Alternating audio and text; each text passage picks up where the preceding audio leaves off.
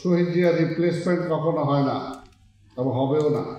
সামনে চলে আসেন শহীদ জিয়া।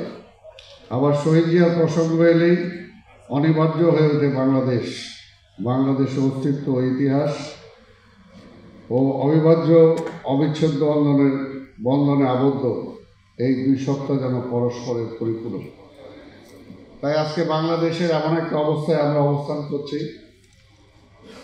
আমাদের প্রিয় মহাসচিব বক্তব্য দেবেন, কিন্তু আমি শুধু এটাই বলতে চাই যে শহীদ জিয়ার রিপ্লেসমেন্ট কখনো হয় না এবং হবেও না।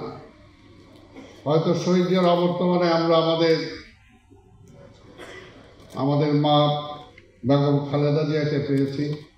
তার অনুসৃত নীতিকে তিনি আরও এগিয়ে নিয়ে গেছেন এবং এখন আমরা অপেক্ষা করছি শহীদ জিয়ার প্রতিচ্ছবি আমরা যার মধ্যে দেখতে চাই, আমাদের ভবিষ্যৎ রাষ্ট্রনায়ক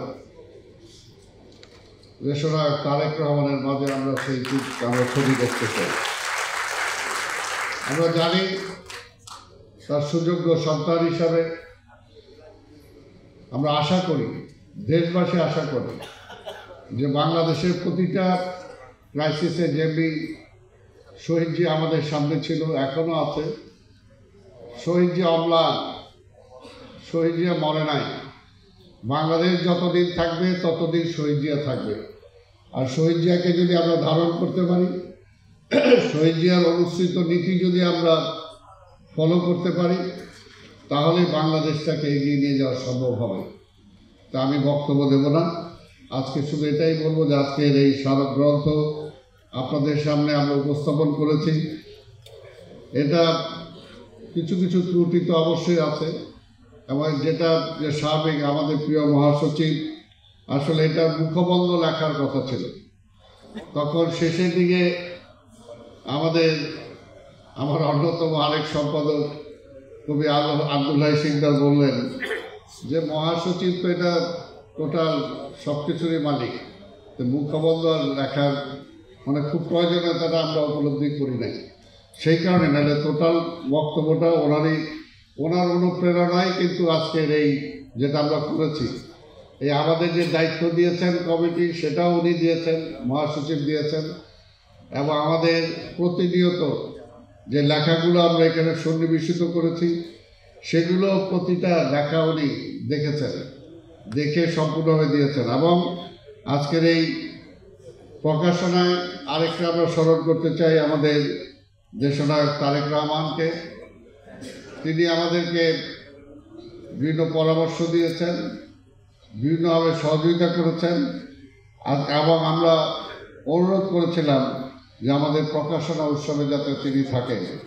কিন্তু তিনিও বলেছেন যে না, আমি না, আমার তো পিতা। কাজে তাকে মূল্যায়ন করার জন্য আমি মনে করি যে মহাসচিব শ্রেষ্ঠ মানুষ, মহাসচিবকে দিয়েই আপনারা মোড়কটা উন্মোচন করবেন।